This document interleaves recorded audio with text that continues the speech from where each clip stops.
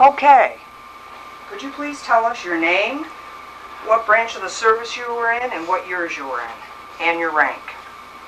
My name is James Abaied, and I was in the Navy in World War II,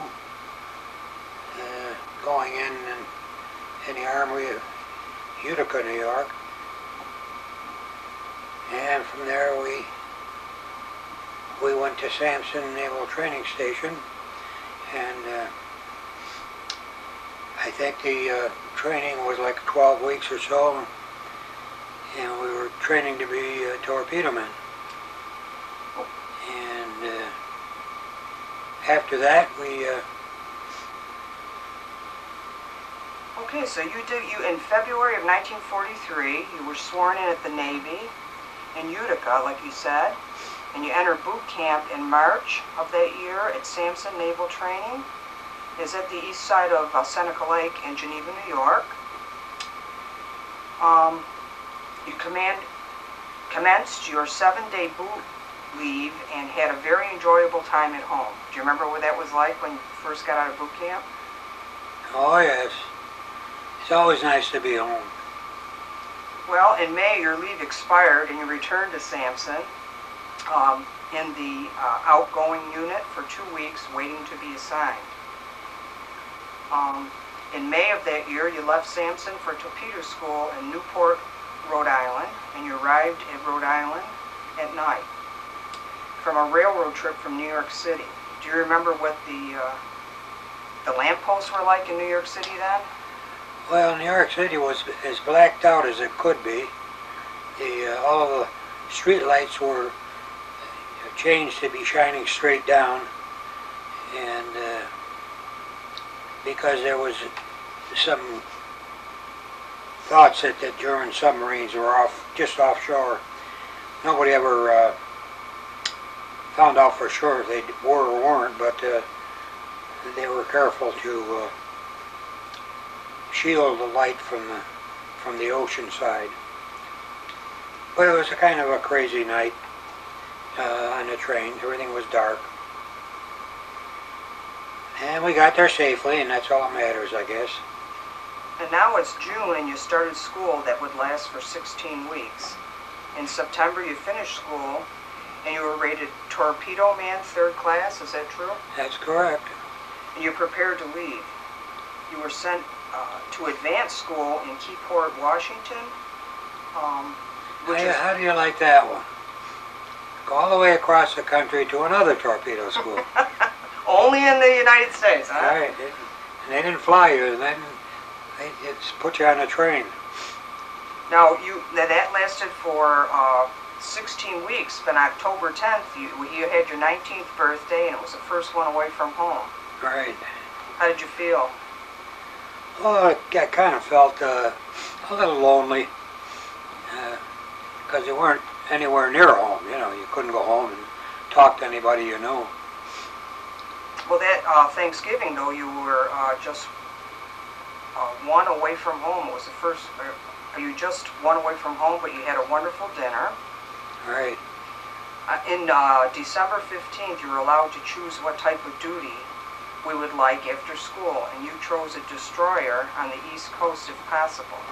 That's strange. I also volunteered for submarines, and they give you a test to see if you could stand being under the ocean for a period of time. And I guess I didn't pass that test for some reason, so I never got that. So they asked you what your next choice was, and then I chose destroyers. So now it's Christmas in the Navy, and it's the first one away from home. You said it was pretty lonely for you. In December, you were informed that you had been assigned to the USS Laffey DD-724 and would go to Boston, Massachusetts. That's where we went, yeah. That was really not where we were supposed to go, but they ended up going there. I said here that you left Seattle for Boston on December 29th and had Pullman all the way. You spent New Year's Eve aboard a train and felt a bit tipsy, huh? Oh, yeah. Yeah, the shore patrol when you pulled into the station, they would bang this bottom of your leg where you might hide bottles, and some of them broke. Now it's January 2nd, 1944. You arrived in Boston to find mistake in orders. Remained in Fargo building 2 days before you left for Bath, Maine, where the ship was nearing completion. Spent a month in Bath, and you the Fargo building, just to elaborate a little bit, was like a hotel for Navy or Marines that were getting ready to go to another station. In other words, in my case, I was going up to Bath, Maine from there. So I stayed in the Fargo building a couple of nights, I guess, and then went up. And now it's February 8th. Your ship left Bath and Boston to be commissioned. Ship went into commission, and your mom and dad and sister Fanny were there. You spent 10 days in Boston Navy Yard and then left for Washington, D.C. You arrived in Washington, which is quite a stir. Apparently they hadn't seen a ship that size, huh? Nothing that big went up the Potomac that far, you know. Tell me about what happened when you got in a fight with a Marine in a bar in Washington. Well, I didn't really get to the fight, but we had words, and he decided he better not go any further than he did. Well, that's good for him, right? Right. February 24th, you had 1 year in the Navy. You left Washington on a shakedown cruise. And where were you then? Going down the Bermuda area.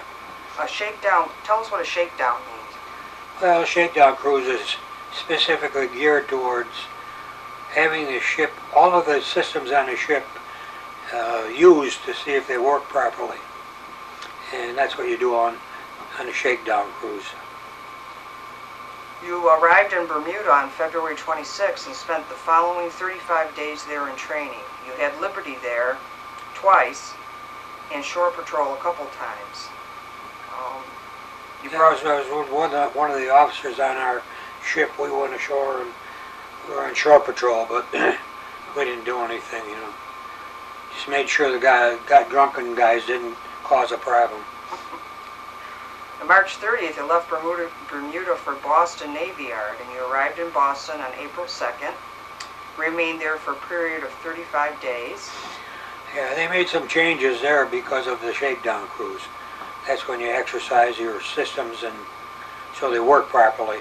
So they put it in the Boston Navy Yard, and they did the changes, and then we went from there. Well, you got a 12-hour pass, went home, and smashed up your dad's car. Yeah, went in a ditch. May 6th, you left Boston for Norfolk, received a telegram from home that you were needed. What happened? It was related to the accident. Oh. It wasn't with another car. I just went in a ditch.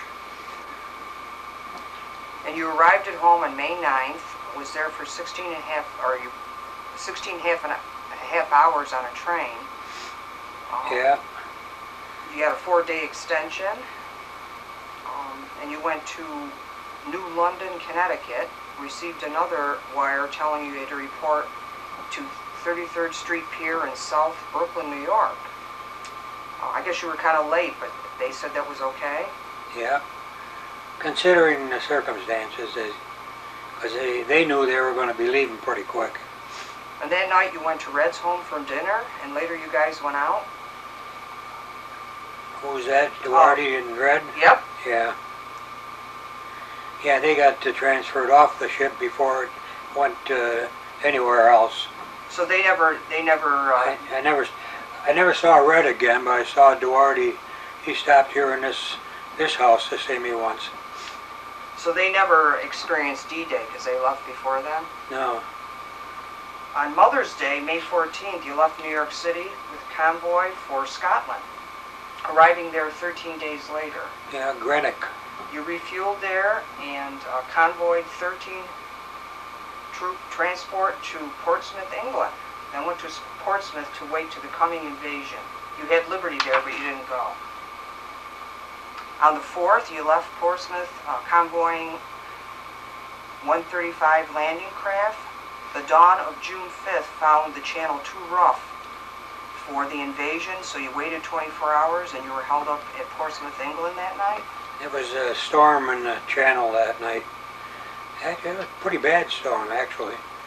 And I know I was standing watch above one place above the bottom deck of the ship, main deck.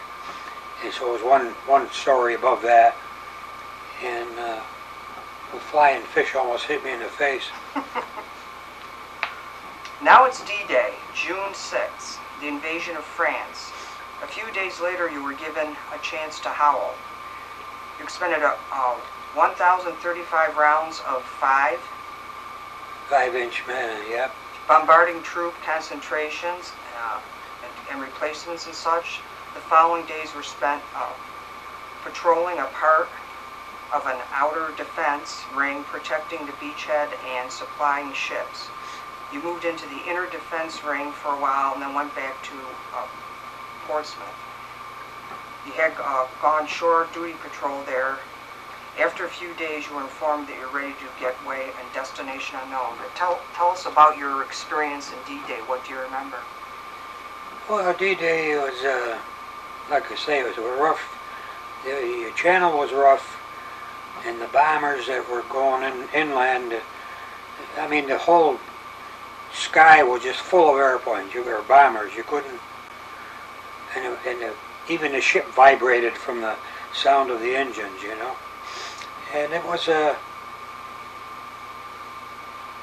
hard thing for the pilots too, because they had to try and find where the Germans were so they could bomb them when they wouldn't come and reinforce the ones on the ocean, near the ocean. And you know, I remember there was a church steeple just off the beach, actually, in a little town there, and that we had our gunnery officer went ashore with the army guys and told us where to shoot and where we do the most effective damage to the Germans at that time. But I remember later going to the beaches at Normandy when I was, you know, long after the war, and that church still has like a dummy paratrooper hanging from the bell tower. And that's where, I don't know if you remember the movie Red Buttons was in it. It was The Longest Day was the name of the movie. I remember that. And that's the village that I visited there. So it was very interesting and exciting, actually. What did it feel like to go back there many, many years later? Hmm? What did it feel like to go back there many, many years later? Yeah, it's kind of crazy a little bit, yeah. Well, just, probably I'm sure the guys who scaled the cliffs and everything, it was harder for them because now they had, what happened was that the storm pushed the invasion craft down the beach further than they wanted to go, and they had to climb the cliffs to get over the top. And then beyond that was beaches that were, they had code names, Sword, Juno, is where the Canadians and the English landed. So it was Which beach was your destroyer in? we were at Utah Beach. Omaha took the biggest beating though, Omaha Beach. And then we got involved with going into the port of Cherbourg and diverting the fire of the I think they were 155 millimeter cannons, and so we were successful in diverting the fire and actually knocking them out of business too. And then after that we went back. Skipper said they were on our way to Ireland, Belfast, and the skipper said we're going to make a trip on the other side of Cherbourg and do some more shelling. And then he chuckled and he said, "No, I'm just kidding you." Oh, jeez. He's a funny guy, huh? So we went to Belfast, and that's where he reported to the admiral, and we got our orders to go back to Boston. So now it's July 9th and you go back to Boston. You commenced on a 10-day leave and enjoyed it. After your leave expired, you settled down to some good liberty in Boston. Yep. Now, when you left Boston, you went to Norfolk. The next day you went to North Beach, Maryland. Yep. Where you had some liberty there. Yeah, that was in peacetime. That was a place where they had, you know, the rides that the kids go on. North Beach was a resort area in peacetime. Now, August of that year, you underwent to go to Panama Canal Zone, and you escorted the LDS down there, and you took 5 days to get there. Right. In September at 1500, you started down the locks and went to the canal. You said it was a pretty interesting time. Yeah, you're going through fresh water there. It's not seawater. Because you got locks at the Pacific end as well as the Atlantic end that you have to go through yourself.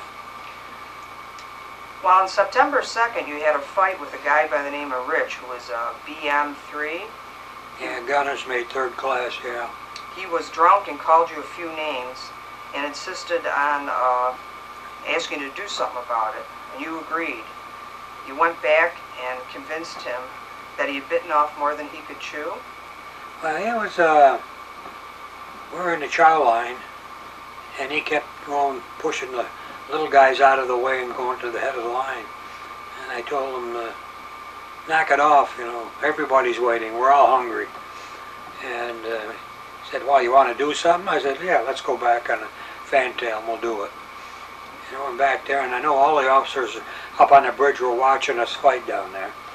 And he had me bent over this, it's a cable that you hold on to if the sea is rough, and so you don't get washed over the side. And he got me bent back, and I gave him a punch in the mouth, and he let go. And so the next time I saw him, he was telling this kid to squirt the water on the K-guns. Those that would throw the depth charges out. And I told the kid, don't do that. I said, you're getting water all over the mechanism. It won't work right.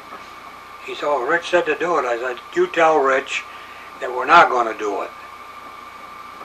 I see him talking to Rich, and then he came back. He left Rich, and he didn't do anything. He didn't put any more water on there. Well, even though the guy apologized the next day, you said you didn't really trust him. You went underway to San Diego that night. You entered the port of San Diego on September 10th for some repairs, I think. Yeah, just there was a few things that needed to be fixed. And it said that you got liberty that night and went out and got drunk. Then you went to a dance where Ted Lewis and his band was playing. Yeah, that was you remember Ted Lewis? No. He was a famous band leader. Big, you know, in the old days. And the swing bands, kind of? Yeah. Yeah. Wow, that's so I went to where he was playing, yeah, just so I could hear him, you know. And he was good? Oh, very good, yeah. Now, September 18th, you arrived at Pearl Harbor. The next day, you looked up Chick Joseph and found him. Yeah, Chick was one of my best friends from Clark Mills. And you said you hadn't seen him in a year. You went looking for your brother, Mo, and found him. Mm-hmm. And that's the first time you'd seen him in 2 years? Yeah. Chick was, he worked at the submarine base there in Pearl Harbor. And, but he wasn't in Pearl Harbor when Japanese attacked it. He wasn't in the service yet. Oh. When you left for Pearl Harbor, where did you go after that? You left Pearl Harbor in October? Well, we were heading for a place that would take us below the date line, the international date line, and so we could go through this ceremony of crossing the date line. And then we got change of orders on the way there, and they sent us to the Philippines, the Leyte Gulf, Why did they send you there? because there was going to be a big battle there shaping up. The Battle of Leyte Gulf was a big naval battle, which we were a part of. Well, you supported in December the landing of the 77th Army Division? Yeah, that was in Ormoc Bay. Yeah, that's all part of Leyte Gulf in that area. The lower part of Luzon, and the northern end of Luzon is another place where we got to see. Well, we saw some kamikazes for the first time, but they were going after the battleships and carriers to hit where the captain might be, or because they knew admirals would be on those big ships, and on ships like ours there would be just normally a lieutenant commander or something like that. And we had a good time. I was on duty one night when, in the morning, Mr. MacArthur returned. He said, "I shall return," and he returned with, I don't know, 20 guys with Tommy guns escorting him in the surf, you know. Now, where was that you saw? That was well, it was in Luzon, really. It's the upper part of the island. And right after that is, and right in that area, a couple of kamikazes hit the big ships. You know, they didn't bother with the destroyers. But you saw them? Oh yeah, and we had a storm that night too. It was a hell of a come in from the South China Sea.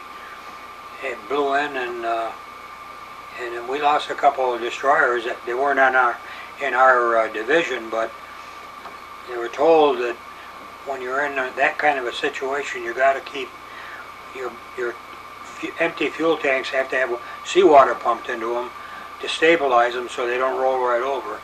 A couple of them forgot to do that, and they rolled over, and all hands drowned. They were gone. In February, it says here that they were underway to bomb Tokyo and other big cities. The first bombing of Japan by naval carrier-based planes. We could expect anything. It was the biggest collection of naval night in the history of naval warfare. Yeah, well, that, when you talk about bombing, we were escorting the carriers, and they were going up there to bomb it, and they would be the first carrier-based planes that ever did it. The ones that did it before that, Jimmy Doolittle, they were bombers that took off from carriers way out to sea and never expected to land again on the carrier because they couldn't. They could take off. They practiced taking off, but they couldn't land on one. It wasn't big enough. Oh, dear. So that's why they continued into China and dumped their planes in China instead. So that was exciting for Doolittle guys, but the ones that went up after that were on a carrier, and then later when the A-bomb was dropped, the B-29s took off from Saipan and Guam. You were going to, in support on the 18th of February, Iwo Jima, the invasion that was going to come on the 19th. Tell us about Iwo Jima. Well, that was a kind of a strange place. There was a lot of sand dunes down on the beach that were different colors based on where they came from. And like some were red and some were dark black, but it was still sand. And the guys, we supported the guys who landed by firing at but you couldn't see those guys. They were in caves.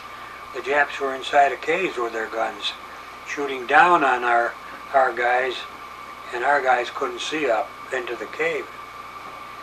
So even the ships couldn't help much, you know.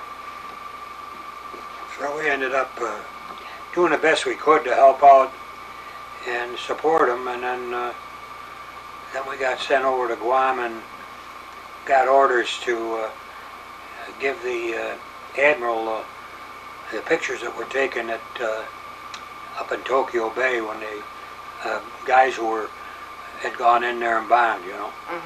And now they were going to take the B-29s and take off from there and then go drop the A-bomb. So when you went to Guam, you delivered the pictures like you just talked about, and you went to the USS Coonty, is that what it is?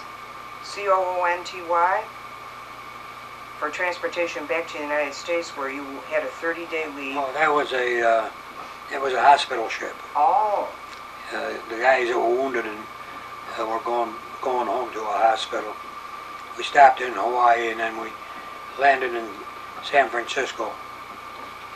And then you went to Oakland and went for home on April 11th at 0717. You hit Utica. Mom, Dad, Sis, and Sid were waiting for you at the station, and it was heaven to be home again with Sid after 2.5 years. And you spent 30 wonderful days at home, and you got the news that your best friend was killed in action east of the Rhine. You said Tony was like a brother to me. It's awful hard to believe. Yeah. He was a little shit, but he was a paratrooper. He got killed jumping the Rhine, and right about where Germany, Holland, and Belgium come together. And it was tough to lose a guy like that. I don't know how the hell he ever got in. Because I know they have minimum heights and maximum heights, and I don't know, he couldn't make the minimum one, I wouldn't think. I don't think he was more than 5'2" or something like that. Well, after that, you had to leave Utica and go to San Diego. You had a 12-hour layover in Chicago and had a swell time there. Tell us about that. Chicago? Yeah. You must have had such a swell time you don't remember, huh? You reported in San Diego for school. Now, what kind of school are you in now? Well, the war wasn't over yet. Yeah. And I thought, well, geez, they're going to send me out on another ship, so I'll volunteer for PT boats, which I did. And they sent me there for some more training, you know. That's when it was a Sunday, I was laying on my sack and I heard the word USS Laffey in Okinawa, and that's where they got hit with bombs and a whole bunch of kamikazes that got them that day. Not just them, but a whole bunch of them got a lot of destroyers. They're on what they call picket duty. You're way out away from the island, so you can give them warning if somebody's coming in. Now, your friend Daryl was still on the Laffey at that time, wasn't he? Yeah, Daryl was still on it. He survived. There was another guy called Fry, his last name, F-R-O-Y. I think he was from somewhere near Chicago. And we used to call him Low and Lonely Fry. And every time we'd pull a trick on him, we'd tell him there's a plane coming in, and he was down in that back area where I was too. And he'd go shooting up that ladder and he'd bang his head on the, oh God, we shouldn't have done that, but. Well, you got the news that Daryl Fry Johnson and another guy. Yeah, Johnson was from Pennsylvania. They were okay, and you were grateful that God spared your buddies. Yeah. And you saw, that night you saw a guy by the name of Joe, a fellow from your hometown, who played ball for Hollywood. It was Joe Mashazik. Yeah. Yeah, he played, I think it was like the Rochester category of baseball, you know. And he was playing for Hollywood out there. He played in San Diego, so I went out to there and watched him play, and he knew I was there, so he come over later, and he got pulled, and they put somebody else in, and he sat with me, and we watched the rest of the game. Well, you went to the USN hospital and visited your cousin George Esper. He was a Marine. He got wounded in Saipan. Yeah, he was a Marine, and I don't know where he got wounded. Maybe in Okinawa. Who the hell knows? Yeah, he was part of that Esper family that lived in Clark Mills near Gene and Teddy, up that road. No, you had your tonsils out in June. Hmm? You had your tonsils out? Yeah. I don't know why they did that, but they did that because of I had volunteered for something that you had to have a clean bill of health. Well, on July 2nd, the doc okayed you for PT duty. Now you said I must sweat it out and wait to find out if I get it or not. What happened? Nothing. Did you get it? I didn't get it. Why? Oh, I think the war ended then, or close to it anyway. So where were you when you heard the news that the war ended? I was back in Boston again, in the Fargo building. I was in a theater actually. I went to a movie, and I come out of the movie, and the street was this madhouse. Everybody's kissing everybody, and you know, it's all, and the war's over. But it wasn't over. It was over in Germany, but it wasn't over in Japan yet. So we still had that to wait out, but then it wasn't much longer, and that was over. Yeah, that's it. Well, what do you think is the most important thing that you felt after World War II? Let's not do it again. Thank you. You're welcome. A quick resume of what we got here. It's a World War II medal. And this one is from the French government for the supporting invasion of France.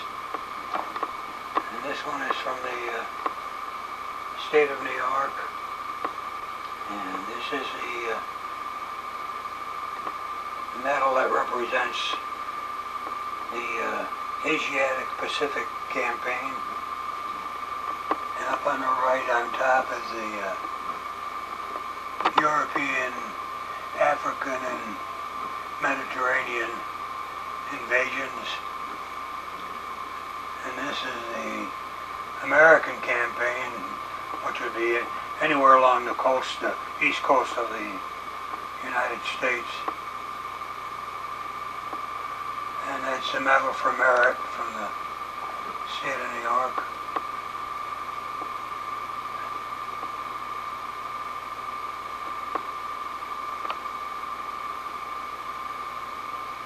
I don't know what this one is. Well, it doesn't matter. You got a lot of them. Now here's your. Navy.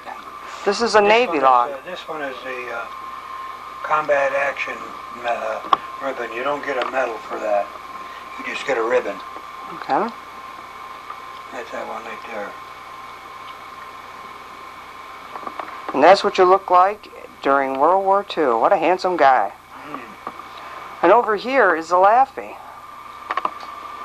hold on a second. That's what the ship looked like.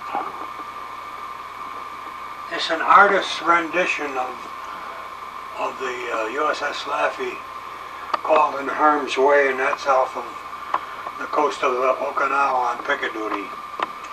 That's where it got killed. 61 guys got killed that day.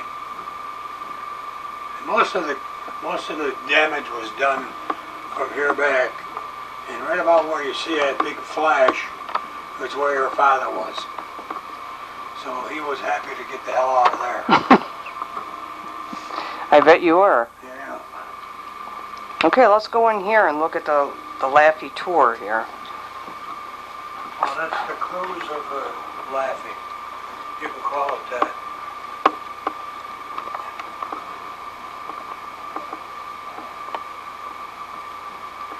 War cruise of the USS Laffey DD-724. And it shows it with the map, and the two pictures on the right are in Seattle when I come back from Okinawa to get repaired. And that was just, from the looks of it, that was out in the Pacific somewhere. probably around Leyte Gulf. Okay. So. Hold on.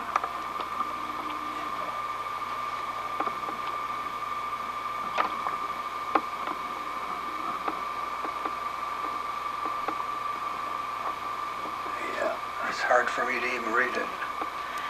Another world war, I would be reborn so that I could be in it. I wouldn't want it to happen, but you never know. And one example I can give you of what happened to me was in Leyte Gulf. We had a Kamikaze that hit a ship in the head, and the hot engine went right down into the below deck, so they lost all power, and they had to be towed in. So they sent us over there to get a line to them, and the line being a cable, not a piece of rope, and to pull them into safety in the harbor. And we proceeded to do that, and it was so dark out that night that I couldn't even see my hand in front of my face several inches away. And once we got them into safety, some of the survivors who got burned from the Kamikaze's fuel that erupted had to come in and be taken care of by the doctor and the pharmacist mates. And so one of them wanted to urinate, and just his hands were burned so badly he couldn't even hold on to his penis. So I held his penis for him till he urinated, and then got him out of there and over to the doctor. That was one thing that kind of stuck in my mind over the years. What year was that? That was, you would ask that. I'm a trick question here. Probably 44. Okay. 1944 in Leyte Gulf, actually. And we talked about the typhoon also, I think, that it came in, and they, the smaller ships had orders not to ever let their fuel tanks get empty, and if they did, to pump seawater in there for ballast.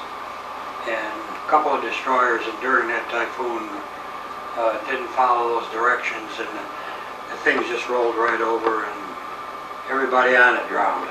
Oh my God. And so that's about it.